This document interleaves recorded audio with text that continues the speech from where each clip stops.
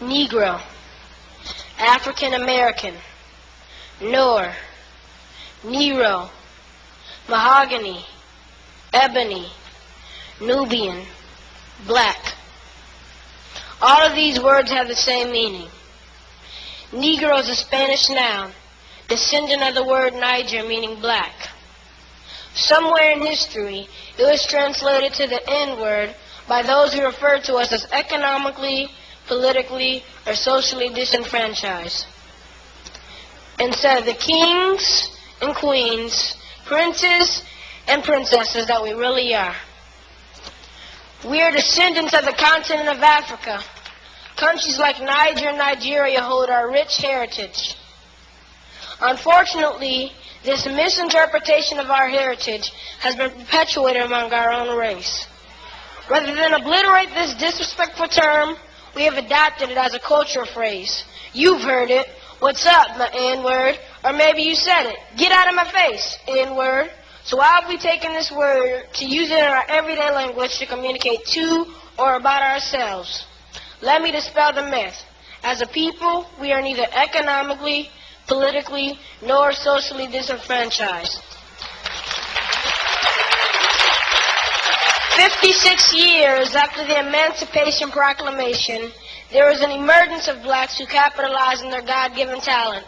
Embodied with the character of self-dedication, they joined together to make a new movement, the New Negro Movement to be exact. And if this name doesn't ring a bell, then you might be more familiar with the Harlem Renaissance, a band of writers, actors, musicians, poets, and inventors came together for a new beginning. This explains Renaissance, which means reborn. People like Jazzbo Brown, the name synonymous with the introduction of jazz, Duke Ellington, a jazz musician, Marcus Garvey, a civil rights activist, and Langston Hughes, a poet laureate. So who you calling the N-word?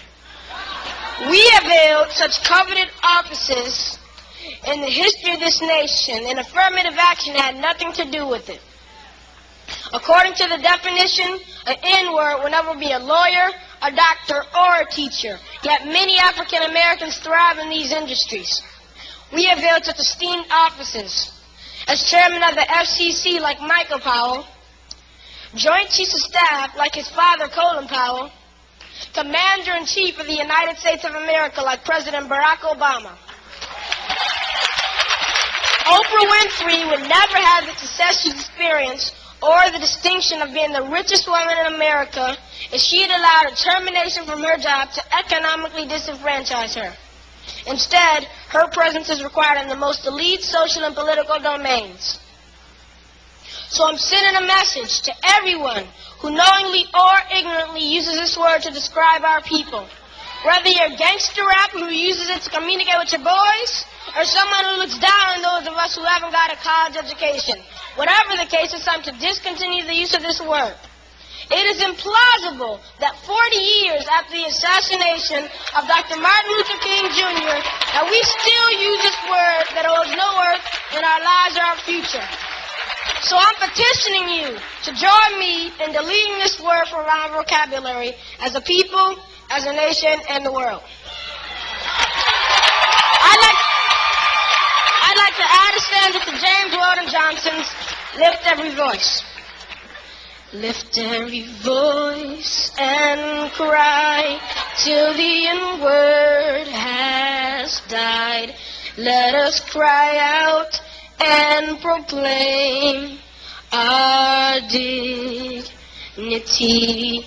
Although we may be free, gloom still hangs over we who use the word that made our fathers sigh. Sing a song that doesn't dishonor the mothers who bore us. Sing a song absent of negative words in the chorus. It's now 2009. Leave the N-word behind.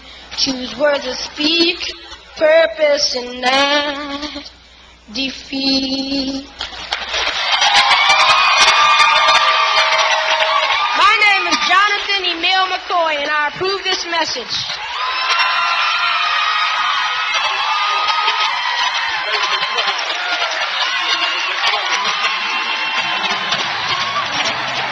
Come on, give God some praise.